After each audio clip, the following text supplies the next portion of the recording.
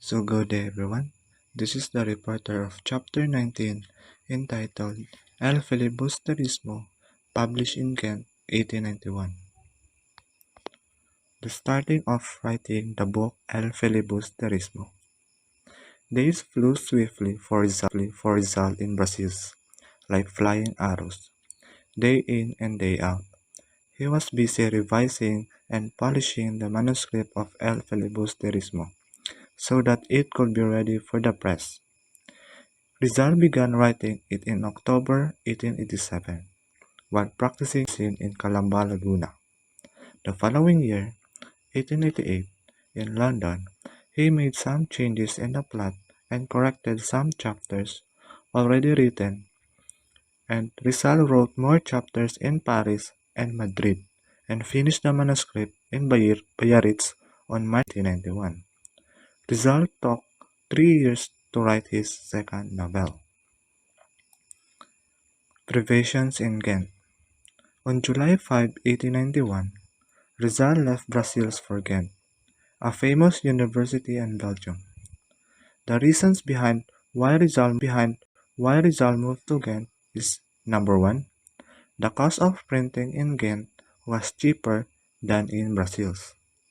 Second, to escape the enticing attraction of Petite Suzanne. In Ghent, Rizal faced a lot of challenges, especially in funds. Owing to his limited funds, Rizal lived in a cheap boarding house with Jose Alejandro as roommate. There was a very frugal life, and to economize further, they prepared their own daily breakfast. Years later, Alejandro, who became a general during the Filipino-American War of 1899 to 1902. The printing of El Filibusterismo. Shortly after his arrival in Ghent, Rizal searched for a printing shop that could give him the lowest quotation for the publication of his novels. At last, he did find a publisher called F. Mayer van Loo Press, number 66, Vianderin Street. This store was willing to print his book on installment basis. So Rizal pawned his jewels in order to pay the down payment and the early partial payments during the printing of the novel. Meanwhile, as the print rate, because his funds were running low and the money he expected from his friends did not arrive. He had received some money from Basa and 200 from Rodriguez, alias for the copies of Morga Successos in Manila. But these funds were already used up, and much more were needed to pay the printer. So Rizal wrote a letter to Basa from Ghent. This letter, inside it is that Rizal write a letter to Basa so that Basa will know what is the situation in the printing of El Filibusterismo. On August 6, the printing had to become suspended as Rizal feared, because he could no longer give the necessary funds to the printer. And then on this date, he wrote to Basa in Hong Kong. As you will see in the enclosed clipping, the printing of the second part is advanced, and I am now on page 112. Because no money is forthcoming and I owe everybody, I am broke.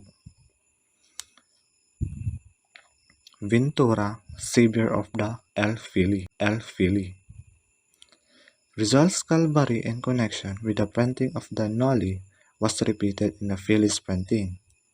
His funds ran out in Ghent, a similar calamity that he experienced in Berlin in the winter of 1886. Once more he felt in a moment of bitter disillusionment, he almost hurled the manuscript of the El Fili into flames, just he almost did to the Noli in Berlin. So Rizal almost burned the manuscript of El Fili because of the lack of Elfili because of the lack of financing of his book, or the lack of funds for his printing of the book. When everything seems lost, help came from an unexpected source. The person named Valentin Ventura Paris. Valentin Ventura learned of Rizal's predicament and immediately sent him the necessary funds. With his financial aid, the printing of the El Fili was resumed. So, Valentin Ventura is a big help to the printing of the El Fili will not resume or will not be continued. The El Fili comes off the press. At last, on September 18, 1891, El Filibusterismo came off the press. Rizal, now a very happy man, so Rizal became a happy man, immediately sent on his date two printed copies to Hong Kong, one for Basa and other one for Sixta Lopez. So he also sent the original manuscript and an autographed printed copy to Valentin Ventura in Paris, who generously loaned him the funds needed to finish the printing of the novel. So, sa other complementary copies to Blumentritt, Mariano Ponce, G. Lopez Haina, T.H. Pardo de Tavera, Antonio, and Juan Luna, and other friends. Filipino patriots in foreign lands and in the Philippines praised the novel to the skies. The members of the Filipino colony Barcelona published a tribute in La Publicidad, a Barcelona newspaper, utilizing the novel's original style, which is comparable only to the sublime Alexander Dumas. But in the days comes, practically all copies of the first edition, or the Ghent edition, of El Filibusterismo were placed in wooden box and shipped to Hong Kong. But almost all the boxes were confiscated, and the books were lost. To the past that the books immediately become rare. So because of that tragedy, the books become rare, so it cannot be buy in the market, and only the few available. Ghent copies were sold at very high price, so because of it, mm, it it sold to the high price, such as high as 400 pesetas per copy. So it is already expensive on that time. So El Filibusterismo is dedicated to Gumburza.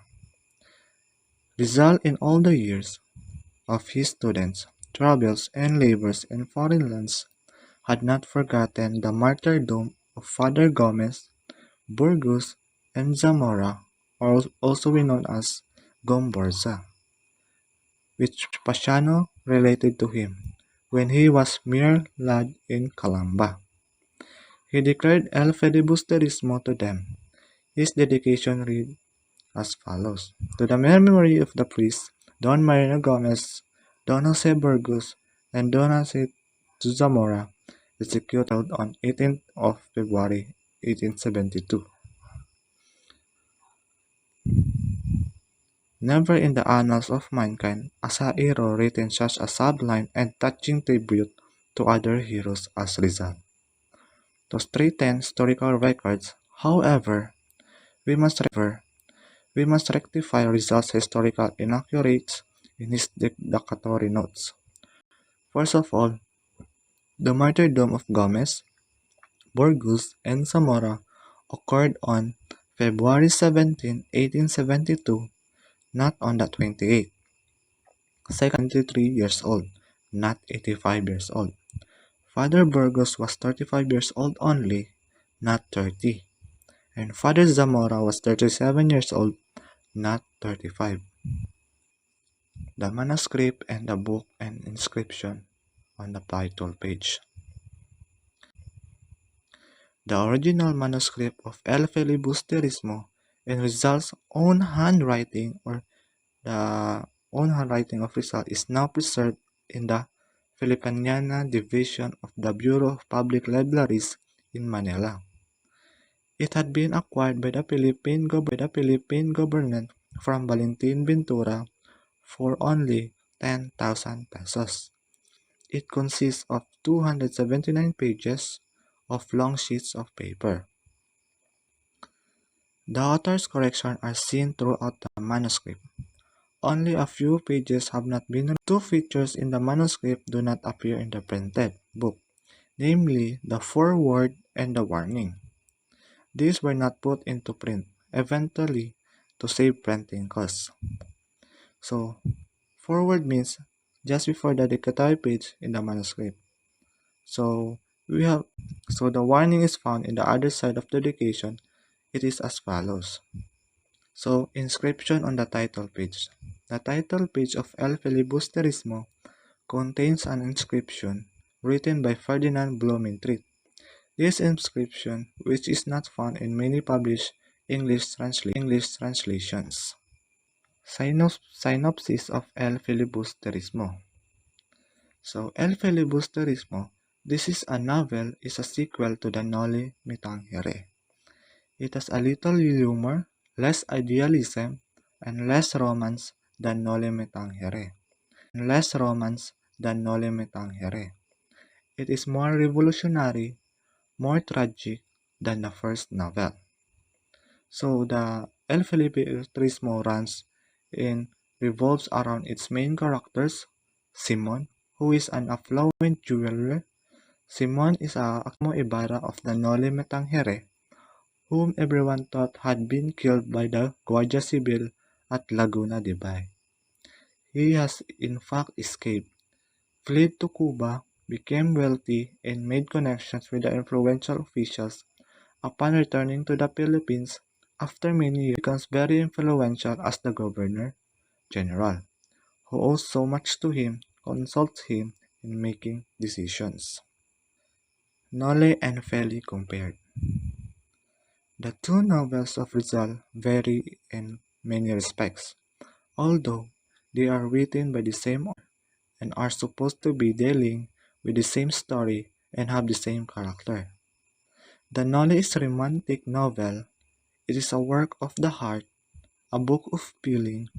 It has freshness, color, humor, lightness, and wit. The El Feli is a political novel.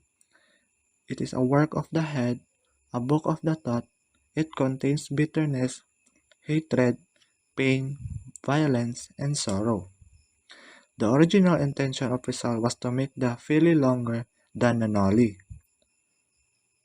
However, it is shorter than a Noli Tangere. It contains 38 chapters as against the Noli Me Tangere 64. Rizal had to cut the Feli drastically owing to lack of funds. So Rizal dedicated to be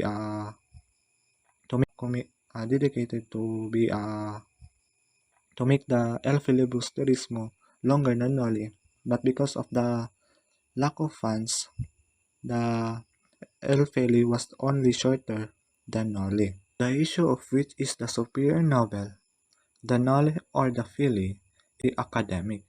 Both are good novels from the point of view of history. Both depict with realistic colors the actual condition of the Philippines and the Filipinos during the decadent days of Spanish rule. Both are instrumental in awakening the spirit of Filipino nationalism, and both are responsible in paving the ground for the Philippine Revolution that brought about the downfall of Spain. Neither the Noli nor the Fili is superior to one another. Rizal unfinished third novel. Even before Lopez Hyena suggesting of another novel, Rizal had already in the mind to pen a third novel. On September 22, 1891, 4 days after the El Feli came off the press, he wrote to Blumentritt of thinking writing a third novel.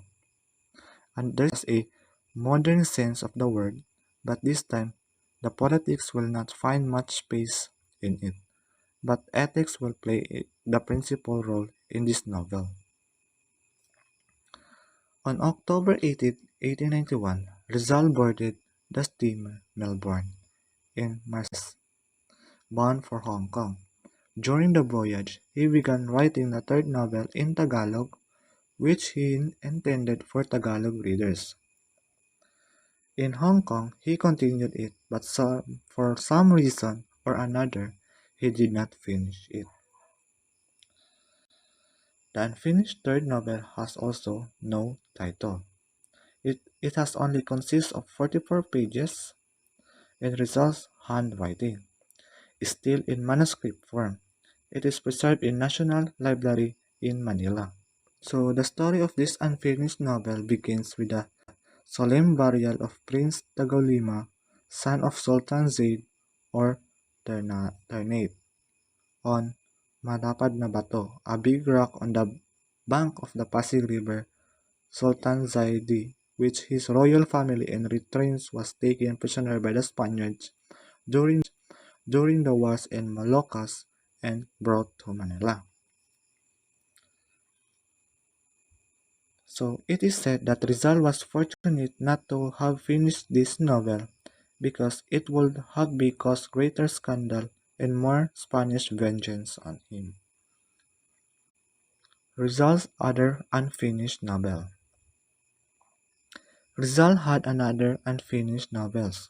One of them is entitled Makamisa, a novel in Tagalog. It is written in a light sarcastic style and is incomplete for only two chapters are finished. The manuscript consists of 20 pages only. So another novel which Rizal started to write was entitled Dapitan. It is unfinished, written on ironic Spanish. He wrote it during his exile in Dapitan to depict the town life and customs. The manuscript consists of 8 pages, 23 cm by 16 cm. Another novel in Spanish about the life in Pili, a town in Laguna, is although unfinished. The manuscript consists of 146 the Makamisa and Dapitan. It is also talk about it also have no title. Among the characters of the following are the Padre Agaton, a Spanish friar, Capitan Panchong, and Capitana Barang, and many more. So another unfinished novel of Rizal, also without title, is about Cristobal. So this unfinished novel is about a youthful Filipino student who has returned from Europe. It only consists of 34 pages. So the last one of another novel that pages. So the last one of another novel that result does not unfinished are contained only in two notebooks. The first notebook contains 31 pages and the second notebook has 12 written pages. Through the mouth of the celestial character, the author described the deplorable conditions of the Philippines. This unfinished novel is written in Spanish and the style is ironic. So that's all. That is the end of chapter 19. The entitled El Filibusterismo, published in Ghent,